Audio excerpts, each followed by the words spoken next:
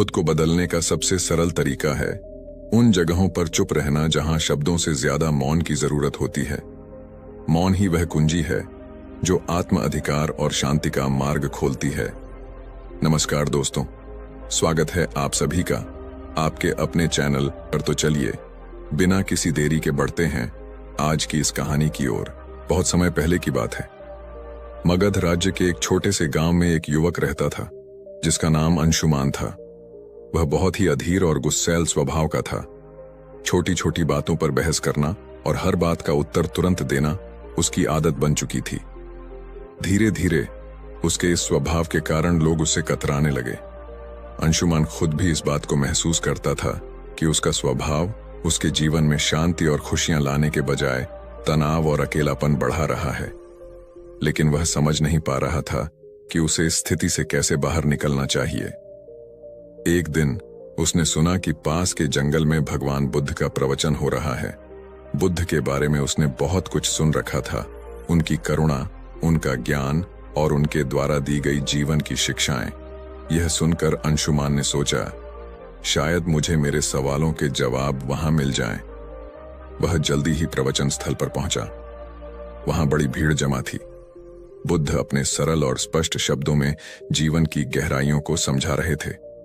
उसी समय बुद्ध ने सभा को संबोधित करते हुए कहा, यदि तुम अपने जीवन में सच्चा बदलाव लाना चाहते हो तो 10 जगहों पर चुप रहना सीखो। यह सुनकर अंशुमान को कुछ आशा की किरण दिखी। प्रवचन समाप्त होने के बाद वह बुद्ध के पास गया और उनके चरणों में झुककर बोला, भगवान, आपने कहा कि बदलाव लाने के लिए 10 जगहों पर चुप रहना चाहिए। कृपया मुझे विस्तार से समझाइए कि ये 10 जगहें कौन सी हैं और मैं उन्हें अपने जीवन में कैसे अपना सकता हूं। बुद्ध मुस्कुराए और बोले, यह जानने के लिए तुम्हें धैर्य, अनुशासन और आत्मनिरीक्षण की आवश्यकता होगी। अगर तुम इन शिक्षाओं को अपनाने के लिए तैयार हो तो मेरे साथ चलो। अंशुमान ने सहमति जताई और इस तरह उसकी यात्रा शुरू हुई। पहला स्थान, जब कोई तुम्हारी आलोचना करे। बुद्ध ने अंशुमान को पहले स्थान की शिक्षा दी। अंशुमान, जब कोई तुम्हारी आलोचना करे तो चुप रहो। आलोचना तुम्हारे लिए सीखने का अवसर है। यदि तुम गुस्से में प्रतिक्रिया दोगे तो तुम कुछ भी नहीं सीख पाओगे। लेकिन अगर तुम चुप रहकर सोचोगे तो तुम समझ सकोगे कि वह आलोचना सही है या गलत। बुद्ध ने उसे एक उदाहरण दिया। एक बार एक व्यक्ति ने मुझे अपशब्द कहे। मैंने चुप रहकर उसकी बात सुनी। जब वह थक गया तो मैंने उससे पूछा, अगर तुम किसी को उपहार दो और वह उसे न ले तो वह उपहार किसके पास रहेगा? वह बोला, मेरे पास। मैंने कहा, तुम्हारे ये शब्द भी तुम्हारे पास ही रहेंगे क्योंकि मैंने इन्हें स्वीकार नहीं किया। अंशुमान ने इसे अपने जीवन में अपनाने का निर्णय लिया। शुरुआत में यह कठिन था, लेकिन धीरे धीरे उसने महसूस किया कि आलोचना सुनने के बाद चुप रहने से वह आत्मनिरीक्षण कर पाता है। दूसरा स्थान, जब कोई तुमसे बहस करे। कुछ दिन बाद बुद्ध ने अंशुमान को दूसरे स्थान पर चुप रहने का महत्व समझाया। जब कोई तुमसे बहस करे तो चुप रहो। बहस में सच नहीं बल्कि अहंकार की जीत होती है। यदि तुम चुप रहोगे तो तुम स्थिति को बेहतर समझ सकोगे और सही निर्णय ले सकोगे। बुद्ध ने एक किसान की कहानी सुनाई। 2 किसान अपनी जमीन के छोटे से टुकड़े को लेकर झगड़ रहे थे। दोनों का मानना था कि वह जमीन उनकी है।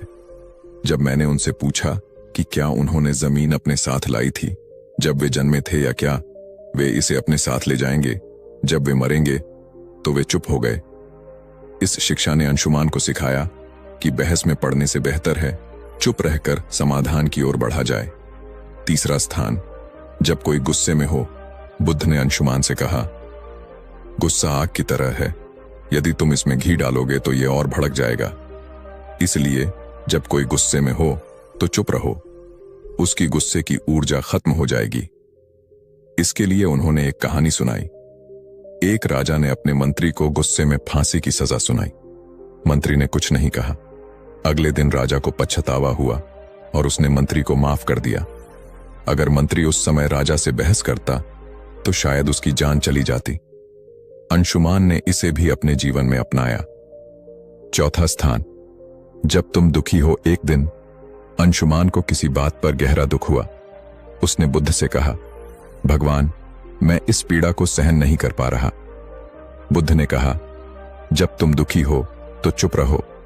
दुख तुम्हारे भीतर के बदलाव का द्वार हो सकता है। चुप्पी में तुम्हें अपने प्रश्नों के उत्तर मिल सकते हैं।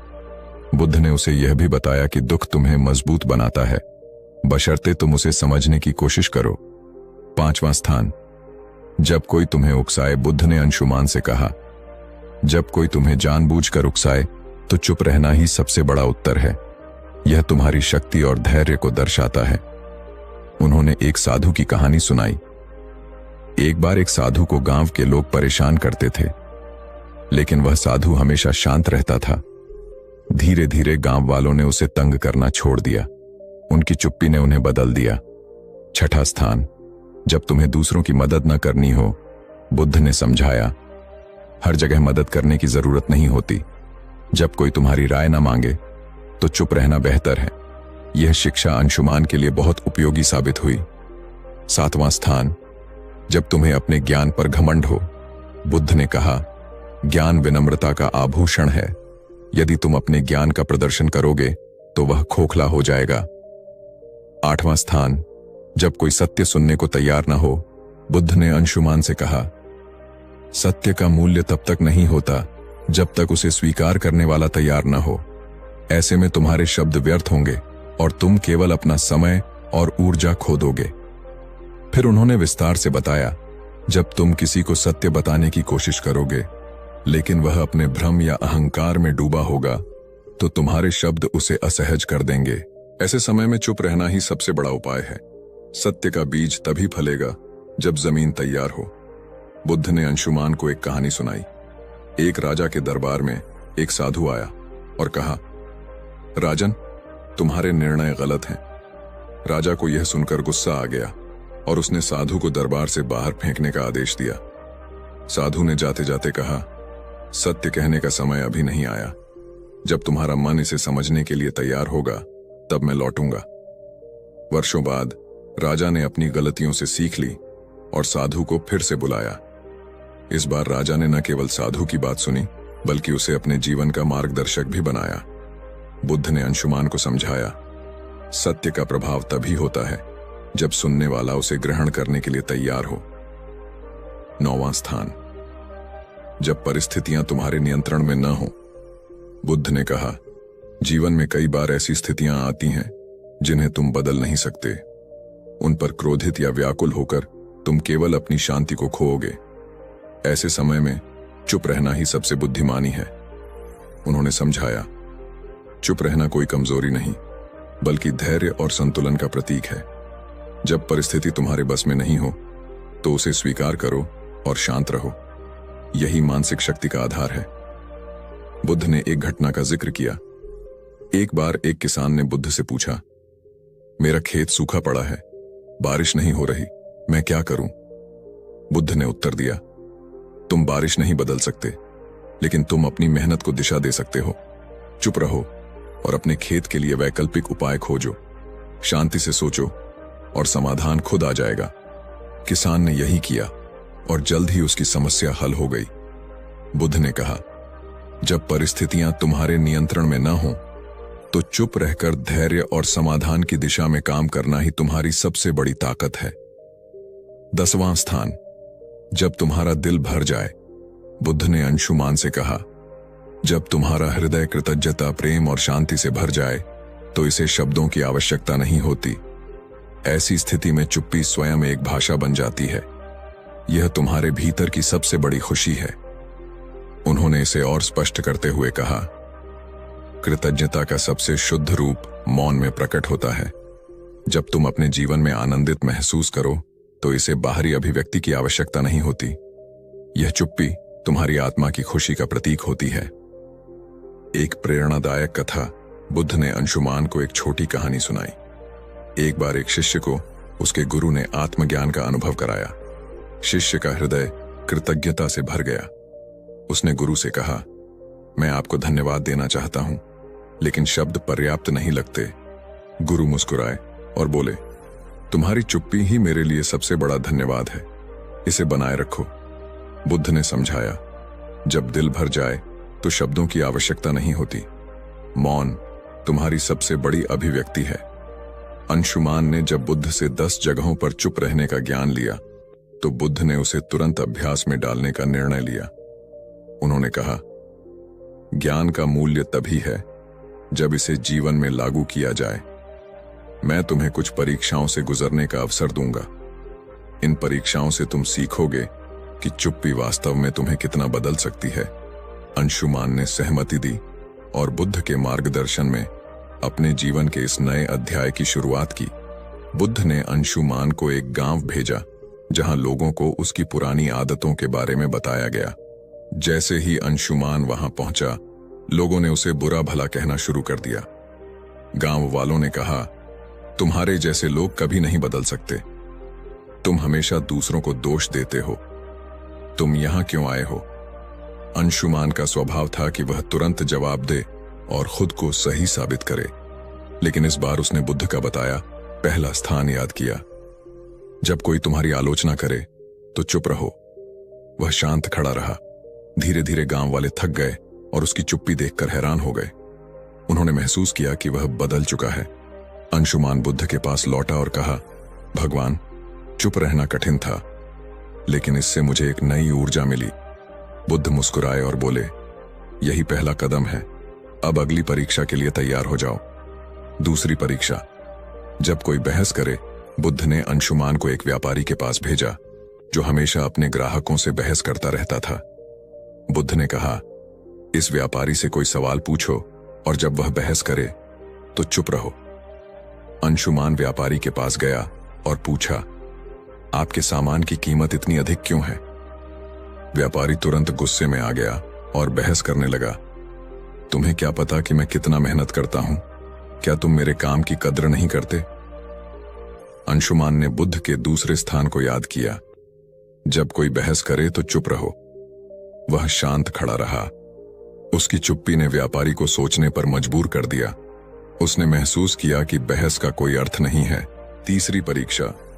गुस्से का सामना करना। अब बुद्ध ने अंशुमान को एक ऐसे व्यक्ति के पास भेजा जो अपने गुस्से के लिए कुख्यात था। अंशुमान को उसके पास जाकर मदद मांगने को कहा। उस व्यक्ति ने गुस्से में कहा, तुम्हें मुझसे मदद चाहिए? तुम्हारी हिम्मत कैसे हुई? अंशुमान ने पहले की तरह जवाब देने की बजाय चुप रहने का निर्णय लिया। धीरे धीरे उस व्यक्ति का गुस्सा शांत हो गया।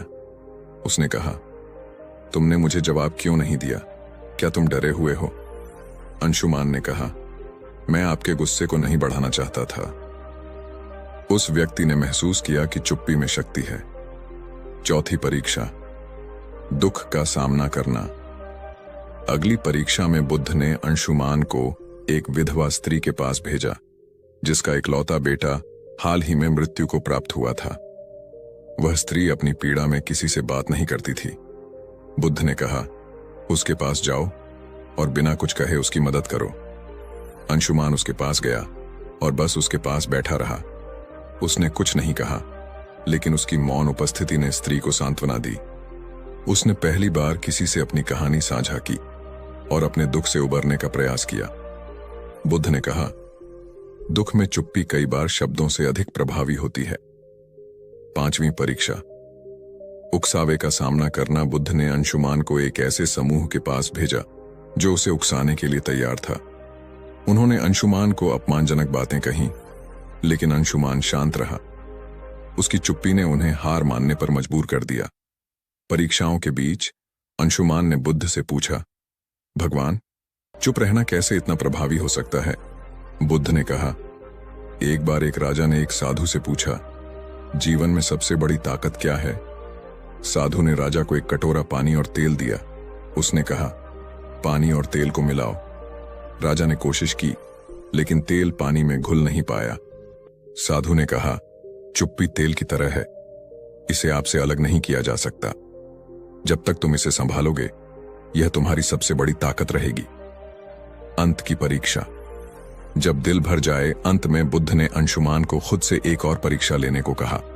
उन्होंने कहा, जब तुम्हारा दिल खुशी और कृतज्ञता से भर जाए, तब चुप्पी को अपनाओ। अंशुमान ने महसूस किया कि जब वह अपनी सभी परीक्षाओं में सफल हुआ, तो उसका दिल शांति और आनंद से भर गया। उसने बुद्ध के चरणों में झुककर कहा, भगवान, मैं बदल चुका हूं। अब मैं जानता हूं कि चुप्पी ही सच्चा ज्ञान है। यह कहानी हमें सिखाती है कि चुप रहना केवल बोलने से बचना नहीं है, यह एक आंतरिक शांति और समझ का प्रतीक है। बुद्ध की यह शिक्षा हमें अपने जीवन के हर पहलू में संतुलन और शांति लाने का मार्ग दिखाती है। जब हम बोलने की बजाय सुनना और समझना सीखते हैं तो जीवन वास्तव में बदलने लगता है। यह कहानी हमें सिखाती है कि चुप्पी सिर्फ शब्दों का अभाव नहीं, बल्कि आत्मा की भाषा है। चुप रहना सीखो, यही सच्चा बदलाव है।